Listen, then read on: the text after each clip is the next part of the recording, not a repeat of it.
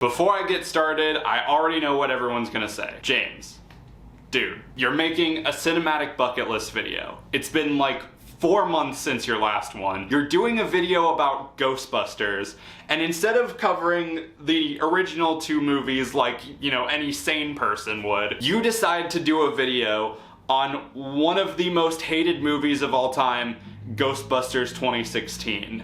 Dude, are you okay? Do I need to call someone? Well, no, I'm fine. Thank you for your concern, though. In all honesty, I am going to answer the question because it is a legit point. Why am I covering the Ghostbusters reboot from 2016? The movie that split the Ghostbusters fandom in 2 and was one of the darkest periods of time on the internet for everybody, when there are 2 perfectly fine classic movies right there in front of me. Well, the first reason is because I already talked about the original 2 movies on TTFT. I don't care to see your goddamn hammer, Garrett! Yes, for some reason, Durden and Royal let me host the latest episode of their show, TTFT, covering the Ghostbusters trilogy. In the episode, I talk about Ghostbusters, Ghostbusters 2, and the latest movie, Ghostbusters Afterlife. I go into some production history, I talk about my favorite scenes, my favorite lines. I also got to interview a group of actual Ghostbusters, the Windy City Ghostbusters. That's a Chicago-based Ghostbusters charity organization. It was a really great conversation. If you'd like to watch the full episode, I'll leave a link to it down in the description and at the end card, so stay till the whole video. And I'm also going to be posting the review portion of the episode to my channel in the next coming days, so if you just want to hear my thoughts on the 3 original Ghostbuster movies, stay tuned for that. But on top of that, the reason why I decided to cover the 2016 movie is because I feel like it's long overdue. I didn't see this movie in theaters because honestly, all the discourse online about the movie kind of scared me away from it. Like, I didn't even want to bother watching it just because of just how much negative energy it was generating. Now fans have gotten their Ghostbusters 3 that they've been waiting 30 years for. I feel like now is a good time to sort of reanalyze it and find out what worked about it, what didn't work about it, why it made people so angry, and whether or not it was even worth all of the hype around it. So yes, in case you don't know somehow what this movie is, this is the 2016 reboot of Ghostbusters, directed by Paul Feig. It stars Kate McKinnon, Melissa McCarthy, Kristen Wiig, and Leslie Jones.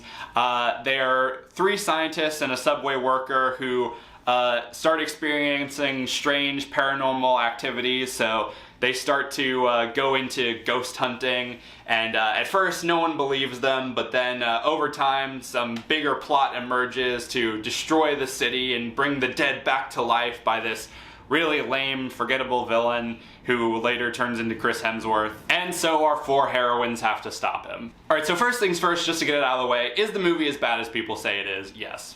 I'm not even gonna beat around the bush. It is a bad movie. I will say, it's not as bad as people said. There were some things about it that, dare I say, kind of worked, not completely. I do think that I could see some things working in here. Starting off with the positives, I can't say that I'm a fan of really any of the actresses in the lead role except for Kate McKinnon, but I thought they all did fine for what they were given. I thought they worked okay off of each other. Some of them got some pretty good lines in.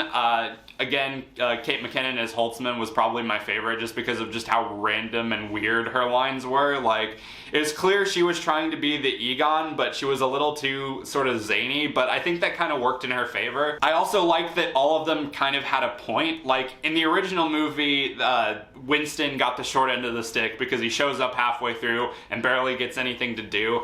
But I actually like that all of the Ghostbusters in this have a purpose. Patty isn't just, you know, there. Like, she doesn't just show up randomly and just becomes a member of the team. She joins the team because she has all this knowledge about New York and some of the history behind some of its landmarks, and so she actually serves a purpose to the team. I thought that was a really clever way of introducing her into the story. I also thought some of the humor was alright. There were some scenes that did get a laugh out of me. There was one scene where they're trying to think of a slogan, and that scene got a laugh out of me, admittedly. When Kevin, played by Chris Hemsworth, first gets introduced, he starts showing them like concepts for logos, and that had me chuckling.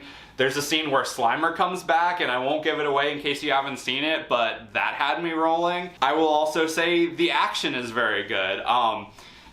Granted, it is very CGI heavy, but I think the new like sort of gadgets and ways of fighting ghosts that they introduce here are pretty cool and pretty inventive. Like there's, you know, a gadget that lets you punch a ghost in the face. They're throwing them around. They're like throwing proton grenades at stuff.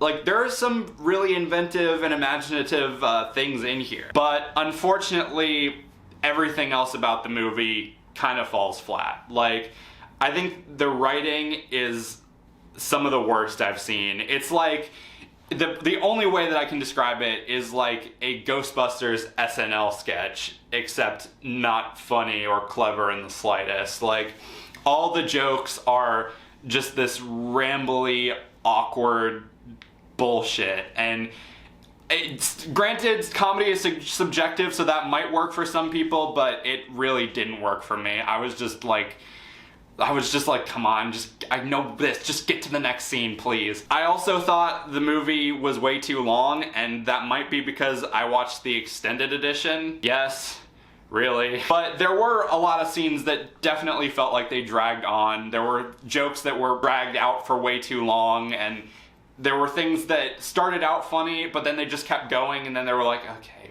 you kind of killed that. The visual effects are cartoony as hell. The ghosts look more like Scooby-Doo than Ghostbusters. Nothing about it is scary. People forget, there were things in the original Ghostbusters that were pretty creepy, and there's nothing in here that even comes close to that. Like, nothing will look as scary as the library ghost, or, you know, the subway tunnel from Ghostbusters 2. Like I said during the plot synopsis, the villain is an absolute pile of bricks. I can't even be bothered to remember a single thing about him, and I just finished the movie a few minutes ago. But I think the biggest reason as to why this movie doesn't work all that much should be fairly obvious. It's because it has women in it. No, I'm kidding. No, it's because it's a reboot. Like, I think, like, most people, at least, you know, the ones that weren't yelling sexist crap online, could have told you that this wasn't gonna work because it was a reboot. Even Ernie Hudson has come out and said the reason this movie didn't work was because it was a reboot. I'm a big fan of Paul and the four women. They're all very funny people, but I feel like they put themselves in a bind because they didn't make it part of the Ghostbusters universe. If it had been 20 years later and these were our daughters, it would have tied it in better. But when you do a reboot, you're forcing a comparison. It would have been much funnier if they had fresh material and could do their own thing. And honestly, I think that sums it up perfectly, because this movie works the best when it's doing its own thing. But every single time they're trying to let you know of the original every chance it gets. Like, hey, here's the theme song. Hey, here's the firehouse. Hey, here's the Slimer. Here's the logo. Here's the original cast stuck in humiliating fucking cameos. Like, it's trying to have its cake and eat it too, and it just falls apart. Like, if this was allowed to just be its own thing, if this was a continuation, if this just took place in an alternate universe, then I feel like it would have worked a lot better and people would have been more accepting of it, rather than completely scrapping the Ghostbusters universe that we're familiar with and completely erasing all that history and the things that people have grown so attached to, in favor of this diet kids movie version that's trying to promote, like, empowerment and equality and saying that, oh, we can do, or like, women can be Ghostbusters too, while constantly riding the coattails of the original and reminding you about that at every single opportunity. And what's so frustrating about all the, like, backlash and the internet discourse and the anger and frustration is it wasn't even worth it. Like, this is not one of the worst movies I've ever seen. There are, you know, 50 Shades is one of the worst movies I've ever seen. Medea Family Funeral is one of the worst movies I've ever seen. I have made 3 videos on this channel, soon to be 4, coming in December, listing 10 movies each that are way, way worse than this movie. And yet people got so pissed off and so angry that they bullied each other, they bullied the actresses, they bullied the studio, and they took all this time and effort into something that wasn't even worth it in the end. And again, don't get me wrong, this movie isn't great. It's not good by any means. There are some things about it that kind of work, but it's just so stupid that people wasted their time on a movie that wasn't even worth all the hatred. Point is this movie good? No. Is this movie the worst movie I've ever seen? No. Did it deserve to get wiped from the canon? I don't really think so. I feel like you still could have had Ghostbusters Afterlife and had this exist in the same universe too.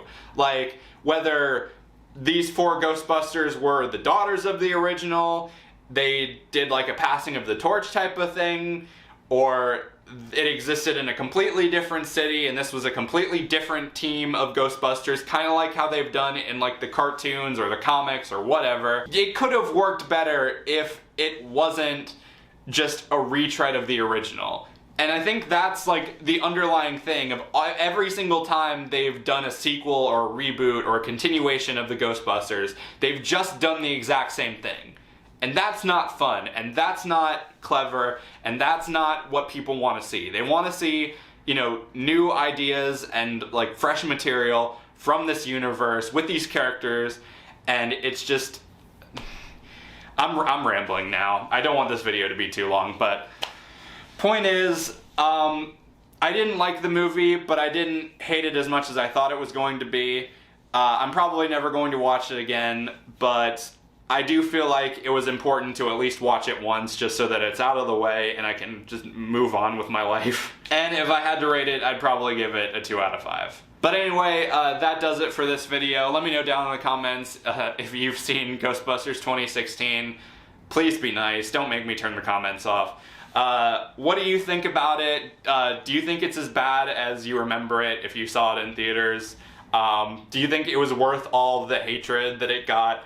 Let me know all that stuff.